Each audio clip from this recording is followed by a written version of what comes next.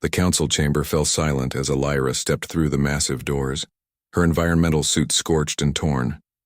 In her arms, wrapped in thermal blankets salvaged from her emergency kit, were two small forms that shouldn't have been there. Two forms that made every Cravathi warrior in the room reach instinctively for their weapons. Vorac's cubs. "Stand down," Commander Thexnor growled, his scaled hand raised. His eyes, all three of them, narrowed at the human. "Explain yourself, Elira of Earth." She didn't flinch. Humans rarely did, Thexnor had learned. It was one of their more unsettling qualities. "I found them in Sector 7, Elira said, her voice steady despite obvious exhaustion. 3 kilometers from the crash site. They were hiding in a thermal vent." "Impossible," hissed Kren, the pack's second. "We searched that sector for 2 days. There was nothing." "You searched for Vorac," Elira corrected gently. "Not for cubs small enough to squeeze into a 15-centimeter gap."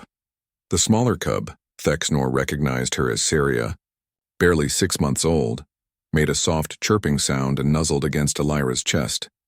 The human adjusted her grip, supporting the cub's weight with practiced ease. The gesture was so natural, so protective, that Thexnor felt something uncomfortable twist in his gut. Vorac had been missing for 4 days. The alpha of their pack, their fiercest warrior, had vanished during a routine patrol of the asteroid belt. His personal craft had been found torn apart, debris scattered across a debris field that reeked of ambush. The Cravathi had mourned. They had howled. They had prepared for war. And then this human, this soft, small, impossibly fragile human, had requested a shuttle and disappeared into the black for 16 hours.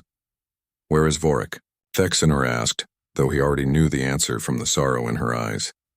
"Gone," Elira said softly. He led them away. The raiders.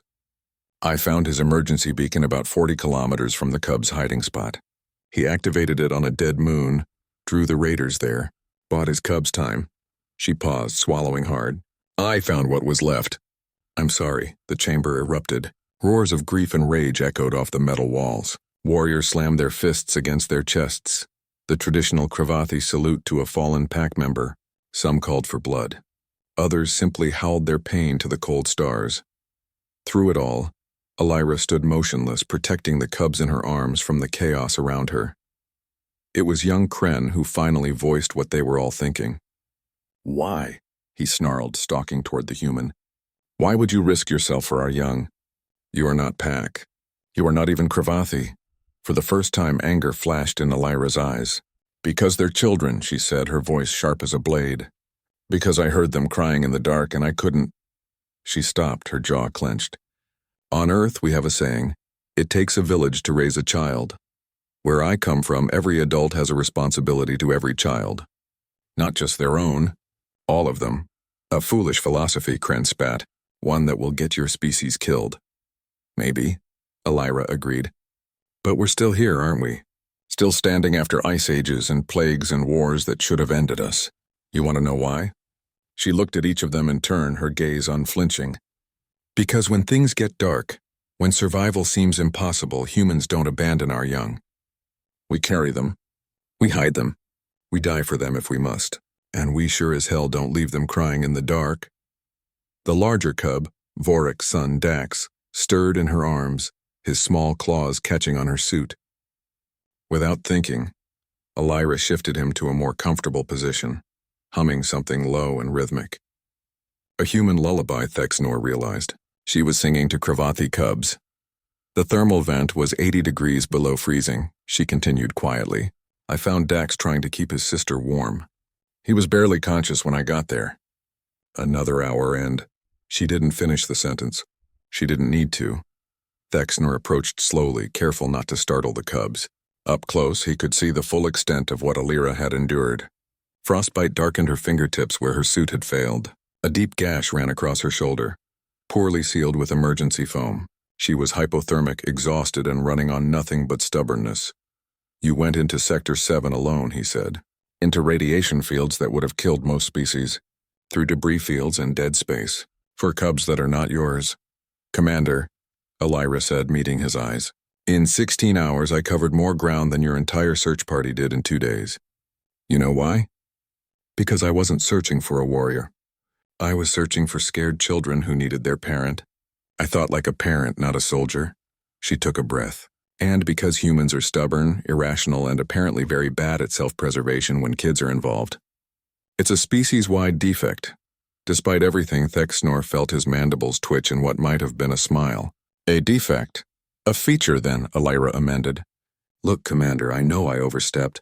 I know I took a shuttle without authorization. I know I probably violated about 15 regulations. But I heard those cubs crying on the emergency channel, and She looked down at Syria, who had fallen asleep against her shoulder. I couldn't not go. Do you understand? Thexnor did understand. That was the problem. Humans had been part of the Galactic Coalition for barely 3 decades. They were newcomers, barely understood, often dismissed as weak or reckless. The Cravathi had been skeptical of their military value, doubtful of their resolve. But here stood Elira, battered and bleeding, holding another species' children with the fierce protectiveness of a born warrior. Here stood proof that humans possessed something the galaxy had forgotten, an irrational, illogical, completely impractical instinct to protect the helpless, no matter the cost. It was terrifying. It was beautiful. It was exactly what the Cravathi understood as honor. Kren, Thexnor said, his decision made. Prepare the ceremony grounds. We have a right to perform, Commander, Kren asked, confused. Vorek died protecting his cubs. He fell as Alpha. Thexnor placed his massive hand gently on Elira's uninjured shoulder. This human found them, brought them home, and stands before us still standing despite wounds that would have felled a lesser being. By our oldest laws, she has earned the right. Elira frowned. The right to what? Thexnor's 3 eyes gleamed. To be recognized as Pack Elira of Earth. To be acknowledged as guardian to Vorek's cubs, if you will accept the responsibility. To stand as one of us. The human looked down at the sleeping cubs in her arms. Syria had curled her tiny claws into the fabric of Elira's suit. Dax's small chest rose and fell with steady, peaceful breaths. When she looked up, there were tears in her eyes. I accept, she whispered. And the Cravathi howled their approval to the stars.